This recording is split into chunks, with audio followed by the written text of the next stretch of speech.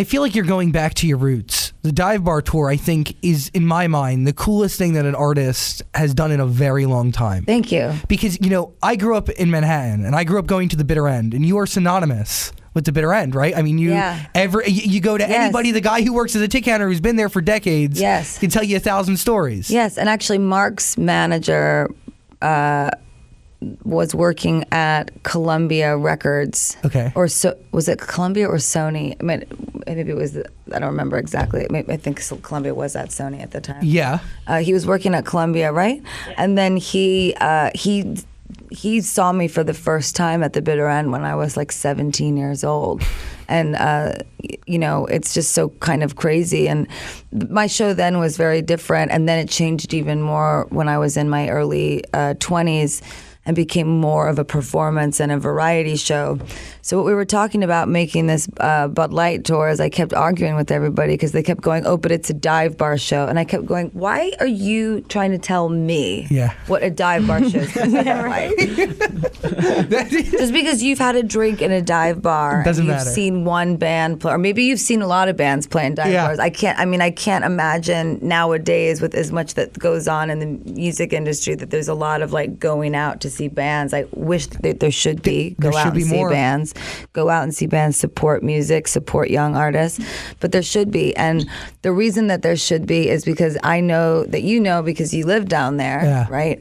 That there are performers that on the smallest stage, it's like they're performing in Madison Square Garden. Yeah. And what happens is when some of these artists, I think, come up through the channels where there is none of that artistic development on your own, then all of a sudden you've got, dancers and you've got props, and you've got all these things, right? And it's like you don't have to work as hard. 100%. All that other stuff's going on, right? But just because I'm playing in a dive bar means that doesn't mean I'm going to walk in a t-shirt and just sit there at the piano and sing. We're going to do what I always did in dive bars after I became Lady Gaga, which is we're going to make a show. And I want people, like I said, to feel that big things can happen in small places and that it's important. Wow. And you're going to go from a dive bar to putting together the show for the Super Bowl. I mean, can we talk about two different venues? I mean, universally different, but is it for you? That's the thing. I mean, you can approach it the same way. You got to play the dive bar like it's the Super Bowl. Yeah. Yep. And you got to play the Super Bowl like it's a dive bar. I've heard people, genuine musicians and genuine music managers say exactly that.